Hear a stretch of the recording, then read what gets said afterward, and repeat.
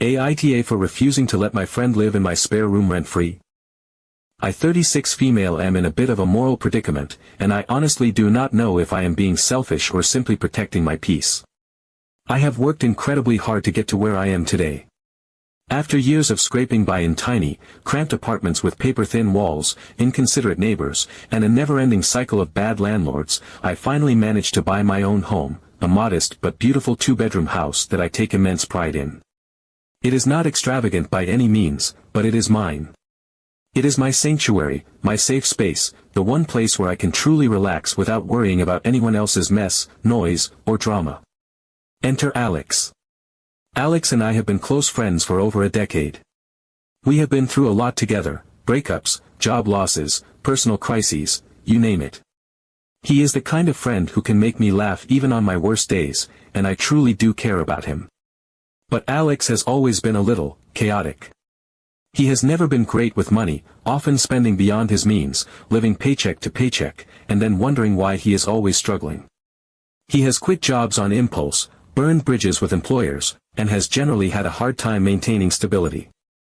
Despite all that, he has always managed to land on his feet, until now. A few weeks ago, Alex lost his job.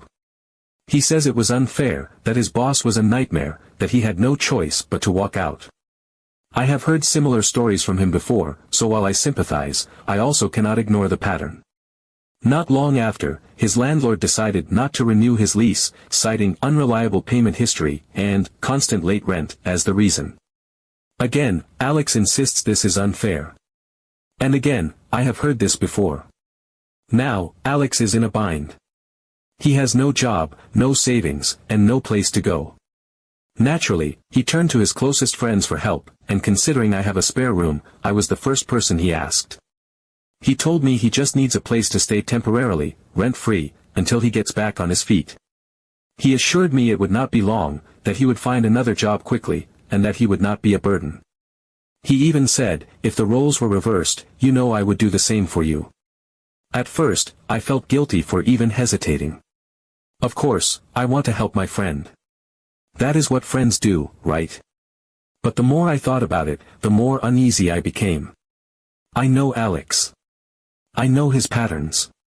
What if temporary turns into months? What if he does not actively look for a job? What if he starts treating my house like his own and does not respect my space? What if I end up in the awkward position of having to kick him out because he has overstayed his welcome?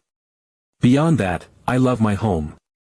I love my quiet, my routines, my ability to walk around in my pajamas at any hour of the day without feeling self-conscious. I love not having to clean up after anyone but myself, not having to compromise on how things are run in my own space. The thought of having someone else, even a friend, disrupting that makes my stomach twist. I gently tried to voice some of these concerns to Alex, but he did not take it well. He looked genuinely hurt and said he could not believe I was being so selfish. He reminded me that I have an entire extra room just sitting there empty while he has nowhere to sleep. He said I would not even notice him, that he would be out of the house most of the time looking for work, that it would be like he was not even there. He kept saying, I would do it for you in a heartbeat, over and over, as if that alone should be enough to convince me. Then came the guilt from mutual friends. A couple of them reached out to me separately, saying they heard about Alex's situation and could not believe I was hesitating to help. One even said, if you can't count on your closest friends in times of need, then what's the point? That one really stung. But the thing is, I do not think it is as simple as they are making it out to be. I do not think Alex moving in for free is just about helping a friend in need. It is about protecting the peace I have worked so hard to build. I have seen friendships fall apart over situations like this, and I do not want that to happen to us. I do not want to resent him if he does not pull his weight, if he stays longer than expected, if he starts making himself too comfortable in my home. I even considered offering a compromise, letting him stay for a month with the understanding that he actively job hunts and contributes something, even if it is just groceries or utilities. But I know Alex. If I give him an inch, he will take a mile. And then what? I have to be the bad guy who tells my unemployed, struggling friend to leave.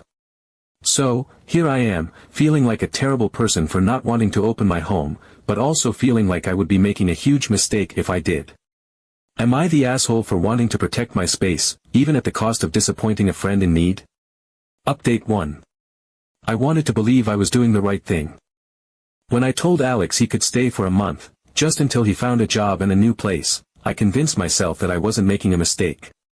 I thought setting a clear boundary up front would keep things from spiraling out of control. But deep down, I knew better. Alex was good at pushing limits. He always had been. But I wanted to trust that he would take this seriously.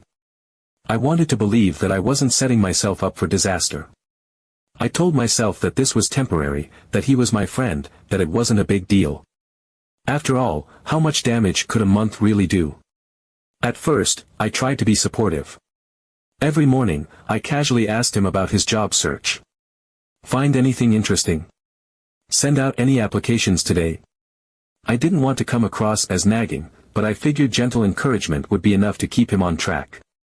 Every time, his response was some version of, "I just need a little more time to decompress."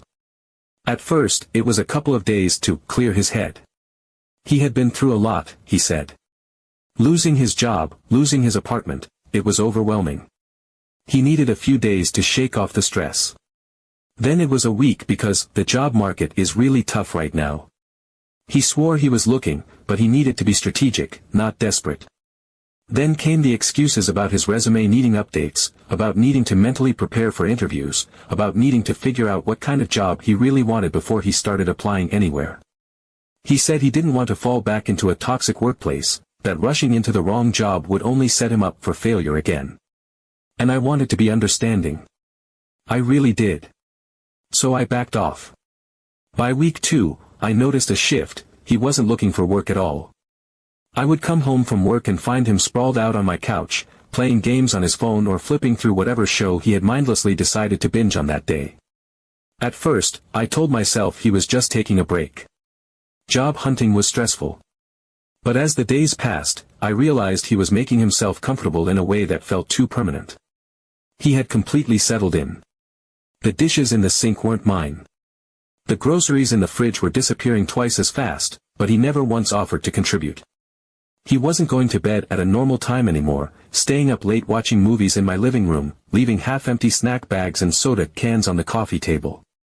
He was using my utilities without a second thought, running the shower for what felt like half an hour, blasting the heat because he liked it cozy. He had even started leaving his laundry in the machine for me to move if I needed to use it. I started pressing harder. "Alex, you promised you'd be job hunting." He would sigh dramatically and tell me how exhausted he was. "I just walked away from a toxic work environment, Sam. I can't just jump back into another one. I need to figure out what I really want to do." That was when it hit me, he wasn't even thinking about the job search. He was thinking about himself, about his comfort, about how nice it was to have a free place to stay with no pressure, no stress, no bills. By week 3, I was getting frustrated.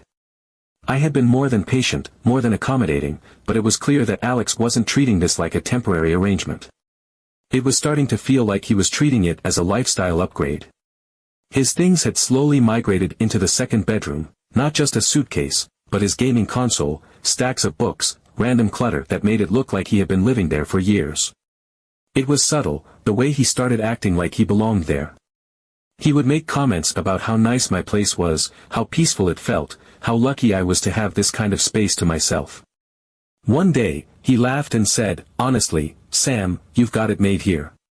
It's hard to feel motivated to leave and it's this comfortable." That's when I knew. He wasn't planning to leave anytime soon. Update 2. The 1-month mark arrived, and with it came the conversation I had been dreading. I had spent the entire day feeling restless, my stomach twisted in knots, the weight of what I was about to do pressing down on me like a storm cloud that refused to pass. I had rehearsed it in my head a dozen times, maybe more, trying to anticipate every possible reaction, every excuse, every attempt to manipulate the situation. I imagined him getting defensive, acting hurt, brushing it off like it wasn't a big deal. I had played out versions where he promised, swore up and down, that he would start trying, that he would change, that he would make an effort. I had even braced myself for the possibility that he would get upset, maybe sulk for a few days, but ultimately, I believed that when faced with reality, he would accept the fact that things couldn't continue like this. I told myself I was ready, that this was necessary, that it was time to put my foot down before things spiraled even further out of control. I had been more than generous, more than patient, and I knew deep down that I had already let things go on longer than I should have. I had let my guilt dictate my choices, let my friendship with Alex cloud my judgment. But this was my home, my life, my stability that was at stake. And if I didn't set a boundary now, then when? So I sat him down, my heart pounding in my chest, trying to keep my voice steady, my expression neutral. You've been here for a month. You haven't applied to jobs, you haven't looked for an apartment. If you want to stay, you need to start paying rent. I expected resistance. I expected excuses, some mild frustration, maybe a sigh or an eye roll, maybe an attempt to buy more time. I even braced myself for a half-hearted promise to try harder, a weak reassurance that he would get on it soon. But what I didn't expect, what truly took me aback, was full-on outrage. Alex scoffed, shaking his head like I had just told him something so ridiculous, so beyond comprehension, that he could barely process it. His whole body language shifted, arms crossed, jaw tightening, shoulders squaring like I had personally attacked him. He looked at me like I had just betrayed him in the worst possible way, like I was the one being unreasonable, like I had no right to even bring this up. The disbelief in his eyes wasn't just performative, it was genuine. He actually thought I was in the wrong for saying this, for daring to suggest that he take responsibility for himself. Are you serious right now? Friends don't charge friends. You promised me I could stay while I got back on my feet. It was the way he said it, the sheer entitlement dripping from his words, that made my stomach turn. He wasn't pleading, wasn't embarrassed, wasn't even remotely grateful. He was accusing me, as if I was some villain for expecting him to contribute in any way to the household he had been freeloading in for a month. That was when I realized just how deep his entitlement ran. This wasn't just a temporary situation for him. He wasn't just taking advantage of my kindness, he genuinely believed he was owed this. He truly thought that because I had let him stay, I had an obligation to keep supporting him indefinitely. I was floored. For a month, Alex. That's what we agreed on. And you haven't even tried. He threw up his hands, already defensive, already gearing up to twist this into an attack on me instead of an honest conversation about his own failures. His voice rose, dripping with indignation, with self-righteous anger, as if I was demanding the impossible from him. You think it's that easy? You think I can just snap my fingers and get a job? I'm trying, Sam. But he wasn't. We both knew he wasn't. I had given him space, given him time, and he had used it to do nothing. No applications, no job alert set up, no interview prep. I hadn't even seen him browse job listings, let alone send out a single resume. I had watched him, day after day, stretch out on my couch, streaming show after show, phone in hand, snacks on my coffee table, living like he had no responsibilities at all. He had burned through my groceries without a second thought, added to my electricity bill with his endless late-night gaming sessions, left messes in the kitchen that I was the one to clean up. He had treated this like an extended vacation at my expense, a free ride in a life he hadn't earned. Frustration bubbled up in my chest, but I forced myself to stay calm. I reminded him, firmly but without raising my voice, that I had worked my ass off for this home. I had spent years clawing my way out of shitty apartments, dealing with nightmare landlords, stretching every paycheck just to save enough to buy a place of my own. I had made sacrifices, given up luxuries, built something stable for myself. And now he had the audacity to act like I was the one being unfair. Like I was in the wrong for expecting him to contribute. That was when he got really defensive. He shifted gears, launching into a monologue about how hard everything was for him, how he had so much anxiety about working, how he wasn't sure what career path he even wanted anymore. He whined about how the job market was a disaster, how no one was hiring, how he didn't want to take just any job because he needed to find something that was actually worth it. Every excuse he could think of, he threw at me, hoping one would stick, hoping one would make me soften, make me doubt myself, make me relent and let him stay longer without question. But none of it explained why he had done absolutely nothing. If he was anxious about working, then why wasn't he at least researching options, looking into career counseling, reaching out for advice? If he wasn't sure about his career path, why wasn't he at least trying to find something temporary in the meantime? If the job market was so bad, why hadn't he even attempted to submit applications? Then came the final gut punch, the manipulation, the guilt trip that he knew would cut the deepest. He looked me dead in the eye, his face twisting with disappointment, with accusation, and said, "I can't believe you, Sam. You've got all this space, all this security, and instead of helping your friend, you're acting like some greedy landlord." That one hit harder than I expected, not because it was true, but because of how deliberately he said it. He knew exactly what he was doing.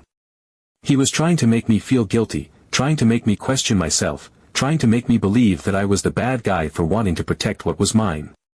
He wanted me to second-guess my own boundaries, to cave under the pressure of being labeled selfish. But I wasn't selfish. I had sacrificed. I had struggled. I had worked for every inch of stability I had. And now I was supposed to feel bad for not letting him take it from me. I was supposed to feel guilty because I didn't want to let someone mooch off me indefinitely. No. Absolutely not. I told him flat out, if he wasn't paying rent, he had to leave. No more excuses, no more delaying, no more free ride. He rolled his eyes, his expression full of arrogance, acting like I was being dramatic, like I was overreacting, like I would never actually follow through. He leaned back on my couch, completely unfazed, completely unbothered, his tone dripping with condescension as he said, "Yeah, okay, Sam. We'll see." I couldn't believe it. He really thought he could just stay, rent-free, indefinitely. Update 3. A few more days passed. Each morning, I woke up with that same pit in my stomach, that same underlying tension that had been creeping into every corner of my home. I kept reminding Alex about rent, thinking that if I pushed the issue enough, he would finally take responsibility. He did not.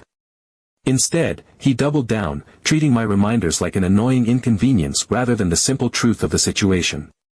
He had overstayed his welcome. He had exhausted my patience. He had turned my kindness into an expectation, a given, something he felt entitled to rather than something he should have been grateful for. Every time I brought it up, he had the same response, the same infuriatingly dismissive tone. "You know I can't pay rent right now." As if that somehow made it my problem. As if that was a valid reason for him to continue leeching off me, like my financial stability meant he had a right to coast indefinitely. His excuses were no longer just frustrating, they were insulting. I had enough. I had spent weeks giving him the benefit of the doubt, weeks trying to be patient, trying to be understanding, trying to help him see the reality of his situation. He had made it clear that he had no intention of changing, no intention of respecting the agreement we had made. And worse, he had made me the villain in his mind.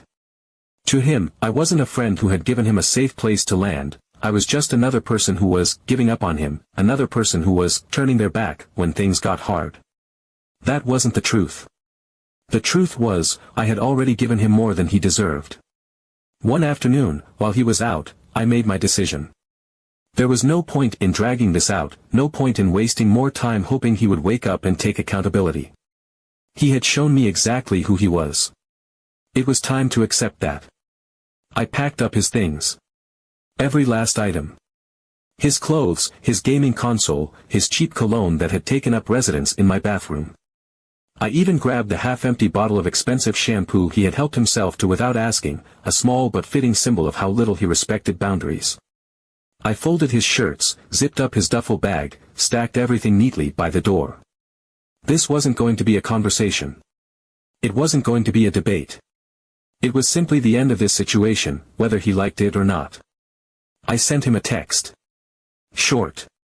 Direct. No room for argument. Your stuff is packed. It's time to go. You can stay with your parents, but you can't stay here. The moment he walked through the door and saw his things stacked neatly by the entrance, his entire face changed. His expression twisted, the realization hitting him all at once. It was the first time in weeks that he actually looked surprised. He had never expected me to follow through. He had assumed, like he always did, that I would cave, that I would let guilt eat away at me and let him stay just a little longer. His voice dripped with betrayal, thick with wounded pride, as if I had just committed some kind of unforgivable crime against him. Wow. Just, wow. Like I was the one in the wrong. Like I had done something cruel and unexpected. Like he hadn't spent the past month taking advantage of my patience, my generosity, my home. I crossed my arms, standing firm. There was no point in arguing, no point in explaining myself. He knew what he had done. He knew how little he had contributed, how much he had drained from me, not just financially, but emotionally. He had given me nothing but stress, tension, and resentment, and yet he still had the audacity to act as though I was betraying him. His head shook in disbelief, a scoff slipping out of his mouth like this was all just some overreaction, like I was being dramatic for wanting my own home back. You're just like everyone else. The moment things get hard, you give up on me. That was the final nail in the coffin. Even now, even standing in front of his packed-up belongings, he still didn't get it. He still thought he was the victim. He still saw himself as someone who had been wronged, rather than someone who had spent a month taking everything he could get while giving absolutely nothing in return. I didn't argue. I didn't fight. I didn't give him the reaction he wanted. I just opened the door and waited. For a moment, he didn't move. His eyes darted from the packed bags to me, like he was waiting for me to change my mind, waiting for some flicker of guilt to cross my face. But there was nothing left for him here. No sympathy. No hesitation. No more free rides. He grabbed his things, his movements stiff, his expression tight with resentment. He muttered under his breath as he lifted the bags, his voice low enough that I couldn't catch every word, but I didn't need to. I already knew what he was trying to do. He wanted me to feel bad. He wanted me to waver, to second-guess myself, to feel like I had done something cruel and heartless. But I didn't feel bad. I felt relief. I watched as he walked out the door, his shoulders squared like he was the one taking the high road, like he was leaving on his own terms. He didn't look back. He didn't say anything else. He just left. And that night, for the first time in weeks, I slept better than I had in a long time. No more tension, no more stress, no more excuses, no more freeloading. My home was mine again. It was quiet, peaceful, exactly the way it had been before he had invaded my space and twisted my generosity into obligation.